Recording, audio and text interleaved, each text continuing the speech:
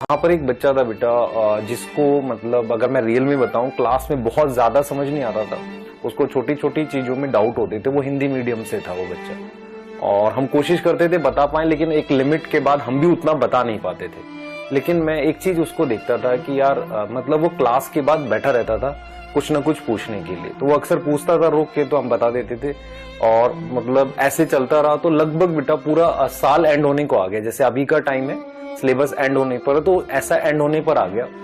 तो हम डाउट तो उसको मतलब वो हमेशा वैसे ही नॉर्मली रुक कर डाउट्स अपने पूछता था, तो हम बता देते थे। लेकिन रियल में बताऊं कि उस समय उससे हम लोग नजरों में बात नहीं कर सकते थे, नजरें मिला के। रीजन क्या था कि हम उसकी आंखों में ये देखते थे कि यार वो पढ़ इसलिए रहा है कि वो सिलेक्ट हो जाए, पर हमें भी पता था यार ईयर का एंड आ गया, उसके इतने सारे बेसिक्स खराब हैं, तो मतलब शायद उसका ना हो, ऐसा हम फील करते थे। मतलब ऐसा हमें पता चल जाता था तो शायद ना हो।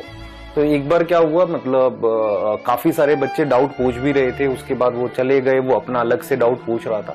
तो मैंने उससे पूछा, बेटा इरफान मतलब तेरे को ऐसा खराब नहीं लगता, जैसे मतलब मैंने बोला उसको कि यार तुझे खराब नहीं लगता, तुझे इतने सारे डाउट आते हैं, तू कई बार चीजें समझ नहीं पाता है और तेरा स्कोर भी लगातार कम ही आता है।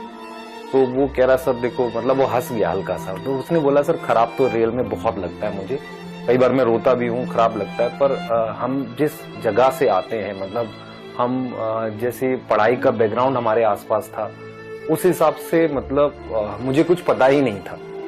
तो जब मैं यहाँ आया तो सब कुछ ऐसा लगा यार ये तो बिल्कुल ही अलग है। तो ये कह रहा था कि सर देखो मतलब हमें इसलिए नहीं आता है क्योंकि हमें कुछ पता नहीं था, हमने बिल्कुल जीरो से शुरू किया। पर यहाँ पर वो बच्चे भी तो हैं जो 2-3 साल से लगे हुए हैं, जिनको सारी फैसिलिटी मिल रही है, फिर उन्हें क्यों नहीं आता।